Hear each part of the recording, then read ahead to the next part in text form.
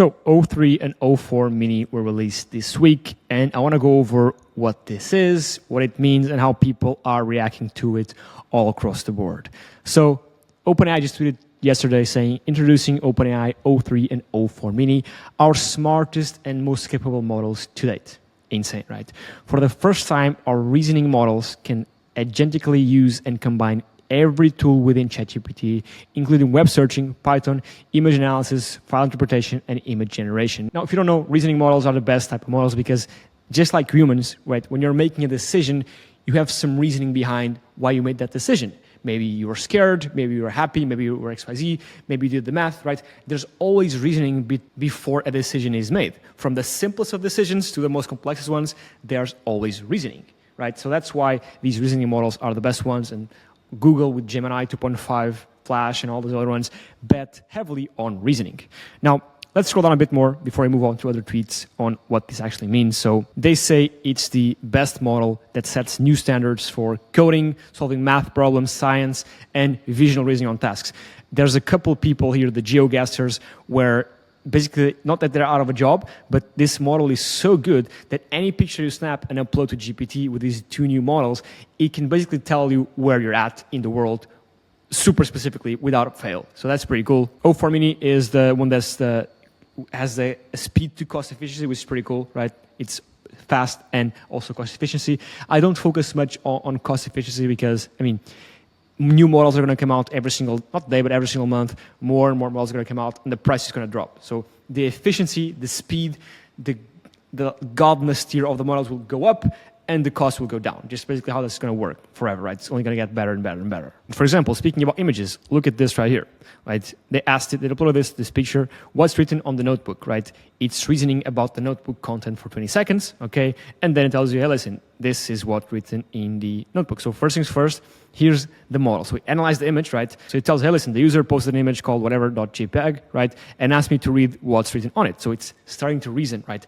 I'll need to load the image so I can inspect the text. Once I view it, I realize the text is upside down, so I'll rotate it so it's readable. So then again, it takes the text, analyzes it, flips it upside down, and then gives us the text. It says 4th of February, finished roadmap. There you go. So it knows what to do. It reasons. It sees what's there, right? Takes into account the user's prompt and reasons as to how it's going to get there, right? And in this case, the reasoning was, okay, let me analyze the image, let me flip it upside down, let me read it, and let me deliver what's on there to the end user, okay? This seems like super simple for us humans, but it's pretty crazy we have a model that does this, right? For example, a labyrinth. Solve this maze and plot a path with red colored line. So takes a labyrinth, analyzes it, finds the best path. I'm thinking at the start could be at the top left, missing border piece. So it thinks, right, here's the start of the maze because it's the place where there's a missing border piece, right? It's not telling me the start is here, nor here, right? It's telling me it's here, up here, or down here, right? So there's reason behind the thought process, okay? And then it goes over, analyzes it, and then, of course, it delivers the maze. After all this reasoning, there you go, the path for the maze. Again, this seems super simple for a human, right? Again, any of us could solve this maze, but having a robot, having AI learn and reason as to find the best way to go through the maze is insane, okay? So this is what the power of these reasoning models entails. So this is pretty cool. And so then they're telling basically that the ChatGPT Plus Pro and Team users will see O3 and O4-mini and O4-mini High in the model selector starting today, replacing the old ones, O1, O3-mini, and O3-mini High. So that's pretty cool. I have the paid version, so don't worry about it. This is a funny meme saying they took his job because, again, you can upload any single image and it will tell you where it is in very specific detail. So there's some people even uploading pictures of food, right? And the AI reads the food and finds, okay, this food is served at this restaurant, so surely it was here. So it's insane, right? It's insane. So moving on to a couple of other people's tweets right here. So this is a comparison between O3 and O4-mini. Like, this is basically a test where we prompt the AI to build this interactive model where the little balls need to obey physics, okay?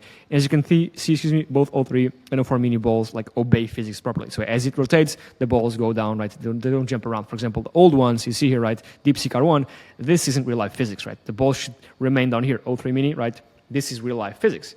DeepSeek doesn't really obey to this stuff. And again, this might sound simple, but it is like a lot of computing power, a lot of brain power goes into this and building these amazing AIs with reasoning as to how do I mimic real life physics? Okay, so these two models are doing it at a very, very fast rate. Now here we can see, this is from Google, from a Google blog post where they compare their newest Gemini 2.5 Flash, which I recorded a video on it. Go watch it, I think it was yesterday, where they compare the cost, right, of their model to other costs. Now, this one is cheaper, but then of course they lose for a bunch of like other stuff. But still, even though they lose for a bunch of these metrics, right, they still put it on here. So they put OpenAI's one here, and they clearly put theirs first, but they lose on a bunch of other things. Now, I wouldn't look too much at it, right? These billion-dollar companies are competing for who has the cheapest model, the fastest model, the best model, and releasing new models every single week. But like in a month from now, in a year from now, the models are going to be so good that comparing them between each other won't do much, honestly. I mean, we'll see. Only the future will tell, but it's pretty cool.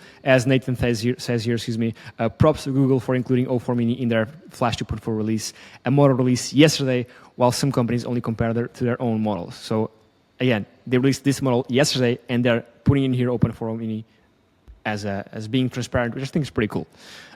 Then here's o4-mini just solving solving the latest Project Earl problem from 4 days ago. So in 2.25 minutes, faster than any human ever. Only 15 people were ever able to solve this under 30 minutes. So there you go, it solved it.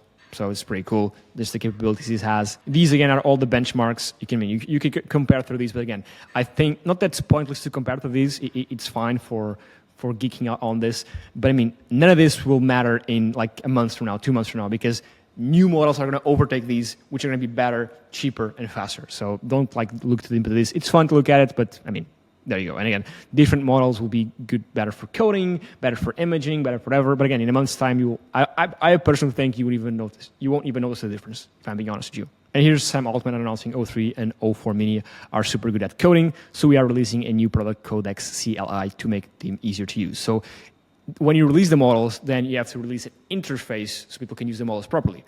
ChatGPT isn't a model. ChatGPT is the interface they chose to let users use their models with. Hopefully this is making sense. Like Google's search engine, right, is the platform, like Google.com, is a platform Google uses to let users use their search algorithm, okay? So this is a coding agent that runs on your computer. It is fully open source and available today. We expect it to rapidly improve. So it's pretty cool that now they're building on top of these models. So you have a model, and then you have to build infrastructures and platforms people can leverage to use the models, which is pretty cool. And then here's just a comparison between how o4-mini just dramatically surpassed Claude Sonnet in real-world agentic performance, our toughest email agent benchmark tasks. But again, all this is going to be obsolete in a month from now. There's going to come a new model that's better than all these ones, then another one, then another one. It's going to always keep on getting better. So it's pretty cool to see. And yeah, that's basically it. That's the news for today. I'm going to do more of these videos as new stuff come out. So if you want to be on top of the AI news, on top of the new models, on top of new trends, please subscribe. And if you can do me a favor and please comment down below, OpenAI.